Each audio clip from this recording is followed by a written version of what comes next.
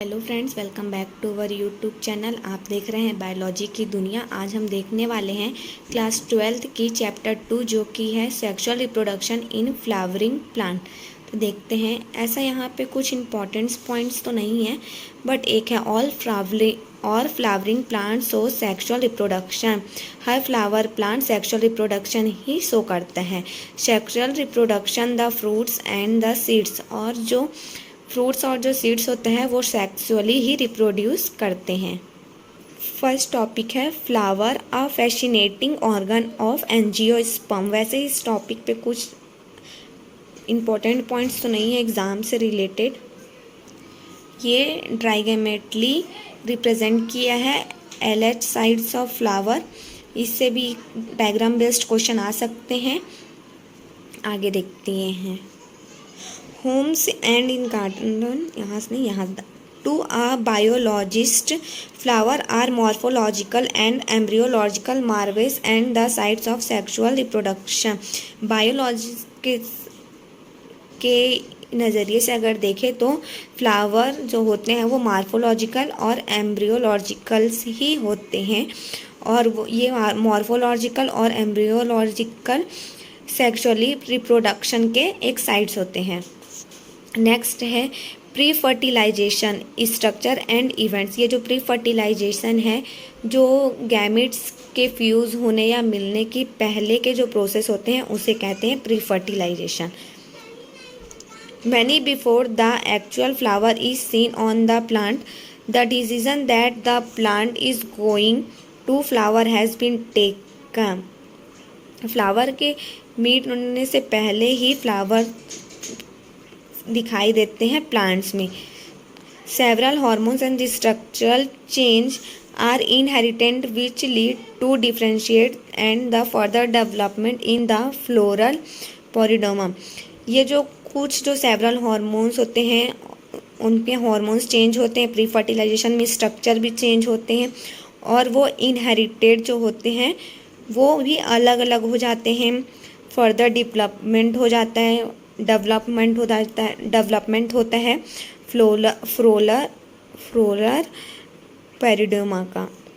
इनफ्लोरेंस are formed which bear the floral bud and then the flower. जो inflorescence होता है वो एक बियर, मतलब कि एक जो फ्लावर का जो एक बर्ड होता है उसे बोलते हैं फ्लोरल बर्ड्स, और वो कहाँ होता है? फ्लावर से होता है।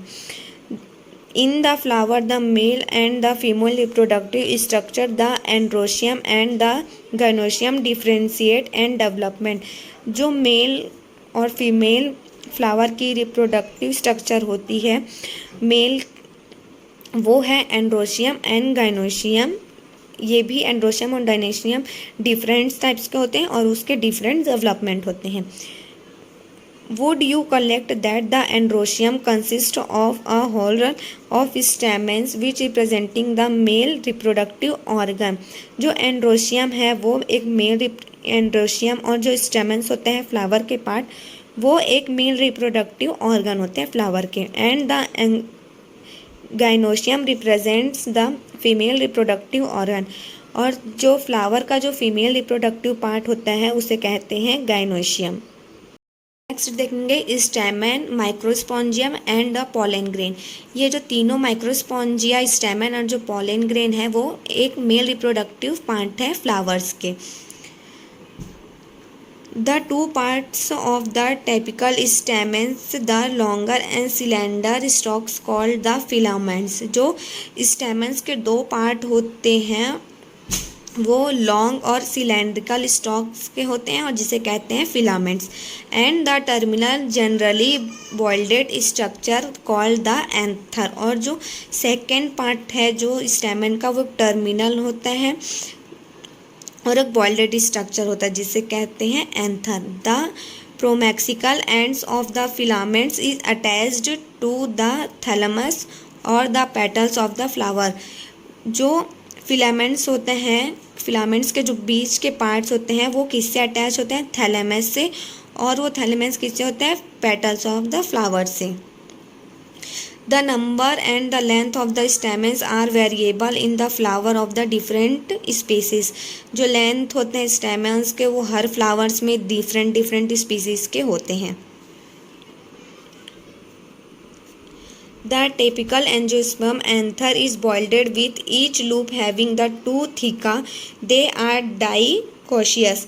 जो एंजियोस्पर्म होते हैं, एंजियोस्पर्म एंथर है, वो बॉल्डेड होते हैं और उस बॉल्डेड के साथ उसके हर एक लूप में, उसके हर एक एंथर में दो थीका प्रेजेंट होते हैं और वो दो थीका के अंदर फिर दो थीका प्रेजेंट होते हैं, इसलिए उसे डाइशियस कहते हैं. जैसे कि ये एक दो लूप है, उसके अंदर और प्रेजेंट हैं, उसे कहते हैं. Often a longitudinal groove runs lengthwise separating the theca. उसके बाद जो लॉन्गिट्यूडनल ग्रूम होता है, ये एक से लंबा से एक लॉन्गिट्यूडनल ग्रूम होता है, वो थीका को सेपरेट करता है. Let's us understand the various types of tissue and their organisms in the transversion section of an anther. जो डिफरेंट टाइप्स के टिश्यूज़ होते हैं उसमें डिफरेंट टाइप्स के ट्रांसवर्स सेक्शन होते हैं एंथर के.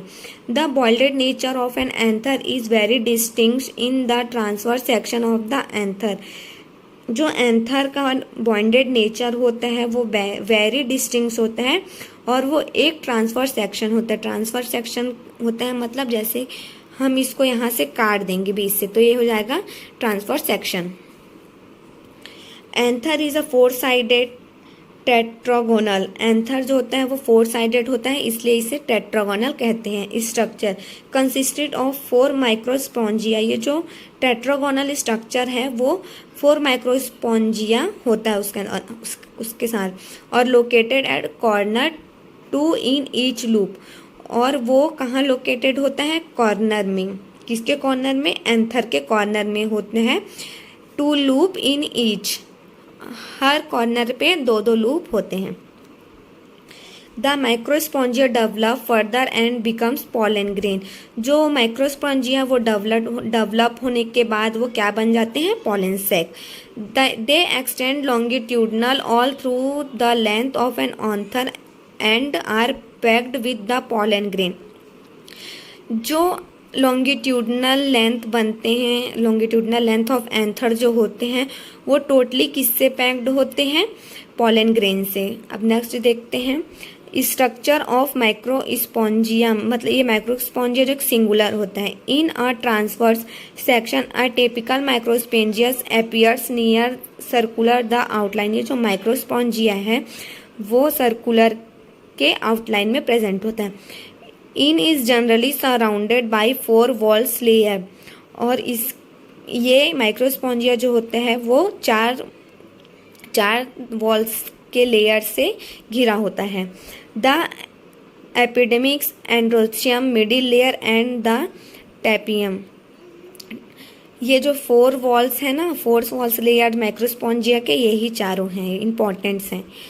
The outer 3 of walls perform the function of protection and helps in the distance of anther to release the pollen grain. ये जो चारों इसके वॉल लेयर होते हैं, जो आउटर के 3 लेयर होते हैं वो क्या परफॉर्म करते हैं?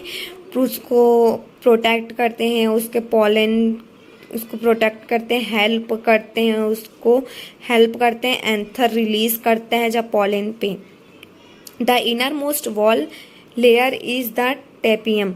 जो बाहर के जो 3 हो गए हैं, एपिडेमिस, एंड्रोशियम और द मिडिल लेयर, उसका जो एक लेयर जो होता है बाहर का वो है tapetum. The nourish and the development of pollen grain. यही जो टैपियम होता है वो न्यूरस डेवलपमेंट करता है पॉलन ग्रेन में. Cells of the tapetum possess dense cytoplasm and generally have more than 1 nucleus. ये जो टैपियम होते हैं वो डेंस साइटोप्लाज्म होता है और इसके पास generally more than 1 nucleus present होती है.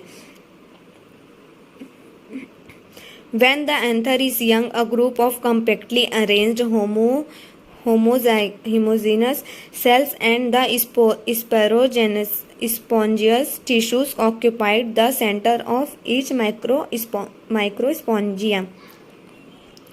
ये जो एंथर जब बड़े होते हैं तो वो एक ग्रुप में कम्प्लीटली मतलब टोटली अरेंज हो जाते हैं होमोजेनियस सेल्स को, और उसी को बोलते हैं स्पॉन्जियस सेल्स। और उसी स्पॉन्जियस सेल्स को ऑक्यूपाइड करता है माइक्रोस्पॉन्जियम। आई होप आपको ये वीडियो पसंद आई होगी।